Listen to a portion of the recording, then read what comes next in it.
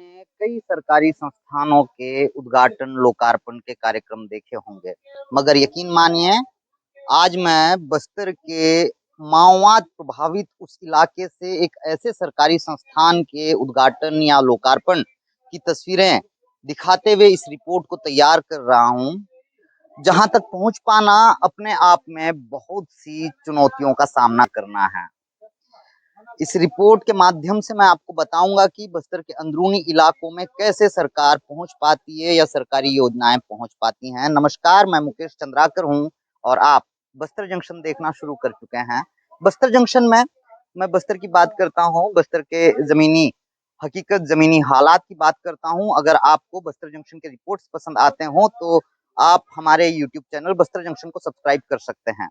बहरहाल मैं बस्तर के माओवाद प्रभावित इलाके में एक सरकारी संस्थान के उद्घाटन की बात कर रहा था। दरअसल वो सरकारी संस्थान ये है, खपरेल मकान है और यहाँ पूरे 15 सालों बाद एक स्कूल रीओपन हुआ है।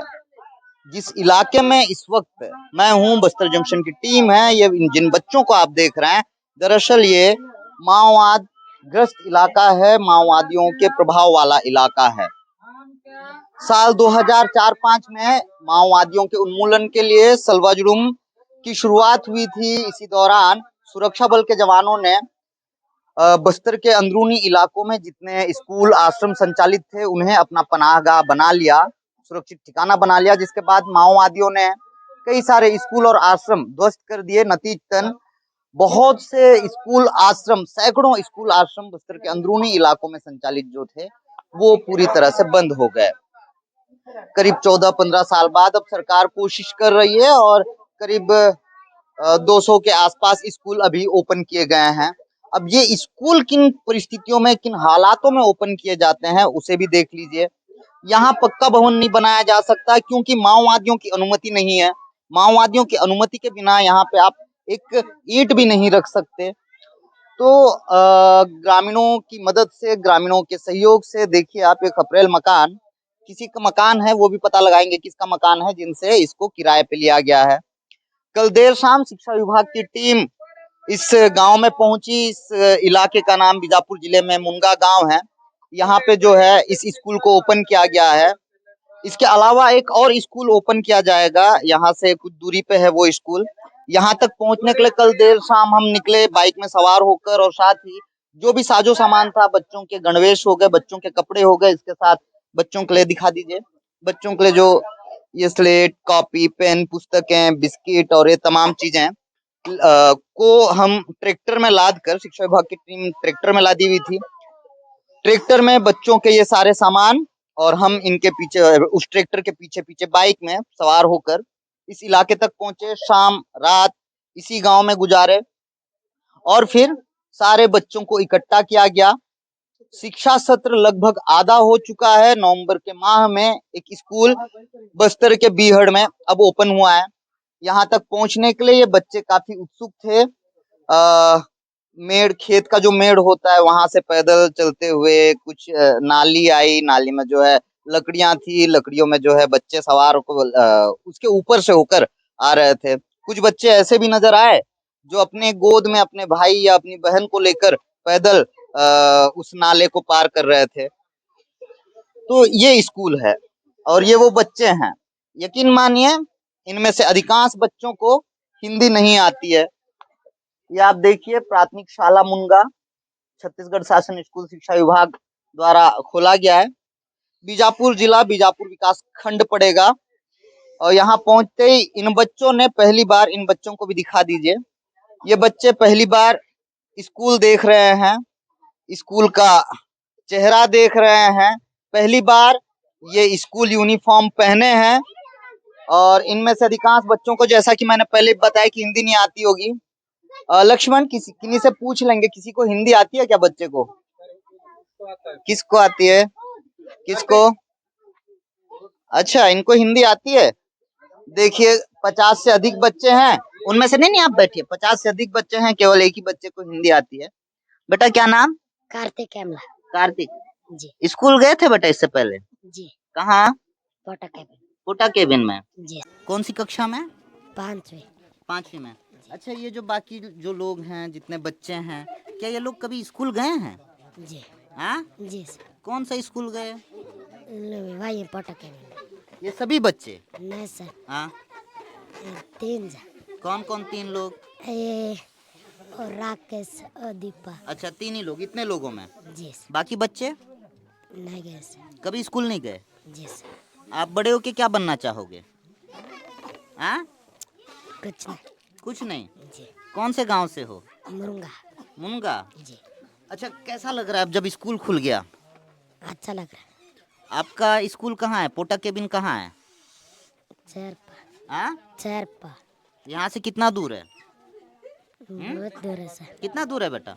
बहुत दूर है। बहुत दूर। कैसे जाते हो आप वहाँ तक? पैदल जाते। पैदल जाते हो? जी। अब आपके गांव में स्कूल खुल गया तो यहाँ आओगे? जी। आओगे यहाँ? जी। या पैदल वहीं चेरपाल पोटा केबिन जाओगे? मैं सर यहीं आऊँगा। यहीं आओगे? जी। गांव में स्कूल खुल गया। जी। तो ये बाकी बच्चों को भी बुलाओगे? आज तो स्कूल खुला इस वजह से सब आ गए, बाकी दिन भी ये सारे बच्चों को लेके आओगे? जी सर। आप तो बड़े हो। हाँ? जी। तो ये कुछ बच्चे हैं, इनमें से जैसा कि कार्तिक बता रहे हैं कि 3 बच्चे पोटा केबिन में पढ़ते हैं। पोटा केबिन की नींव भी 2004-05 में जब सलवाजुड़ूम की शुरुआत हुई थी, उसके बाद जो है पोटा केबिन की नींव रखी गई थी। अब जो स्कूल पुनः संचालित हो रहे हैं माओवादियों के मान में, माओवादियों के प्रभाव वाले इलाके में, वहाँ जिस शिक्षक की नियुक्ति की जा रही है उन्हें नाम दिया जा रहा है ज्ञानदूत। ज्ञानदूत वो होते हैं जो उसी गांव के वो युवा होते हैं जो करीब 12th पास आउट होते हैं। शिक्षा विभाग की टीम भी आई है।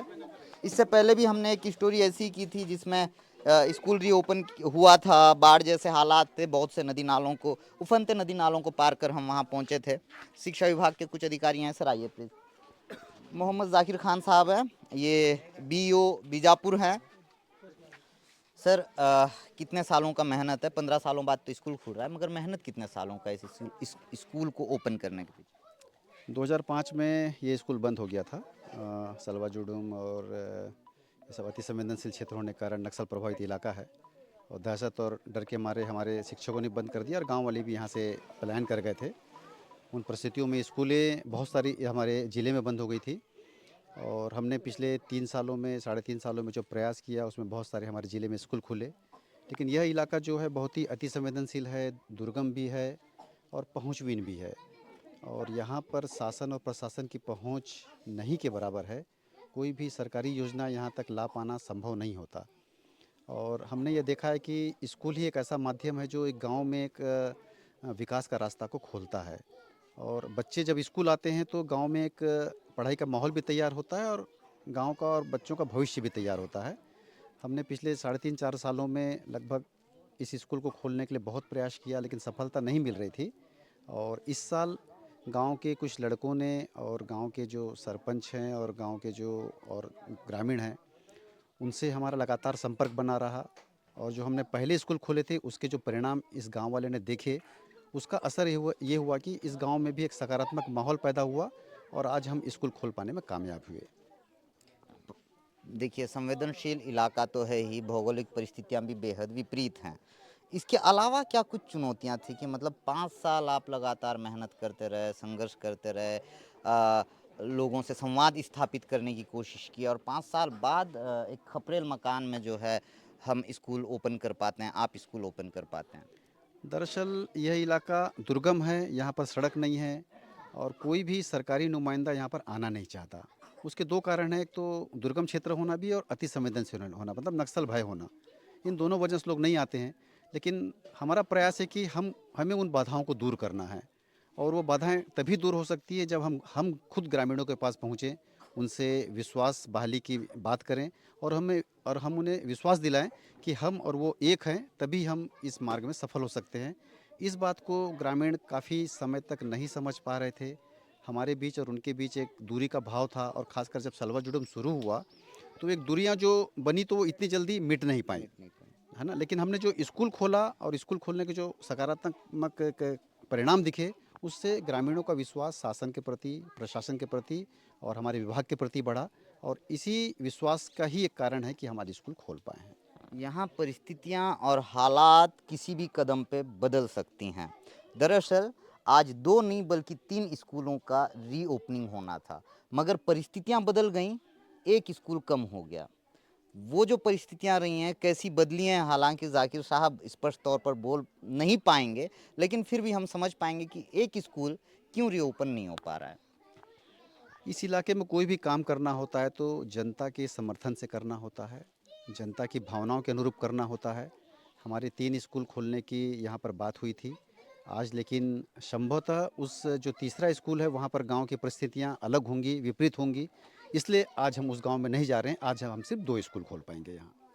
तो समझ सकते हैं 5 साल की योजना, 5 साल की मेहनत, 5 साल की मशक्कत, 5 साल का संवाद, तब जाकर आज 3 स्कूल रीओपन होने थे। मगर परिस्थितियां अचानक से बदल जाती हैं। बस्तर के अंदरूनी इलाकों में ऐसे ही हर कदम पे, हर सेकंड पे हालात और परिस्थितियां बदल जाती हैं और आपको अपना फैसला, जो आप कई सालों से मेहनत कर रहे होते हैं, योजना बना रहे होते हैं, उसे बदलना होता है। ठीक ऐसे ही 3 स्कूल ओपन होने थे, मगर एक स्कूल अभी ओपन हुआ है, एक स्कूल और ओपन होना है, वहाँ की भी तस्वीरें मैं आपको दिखाऊंगा।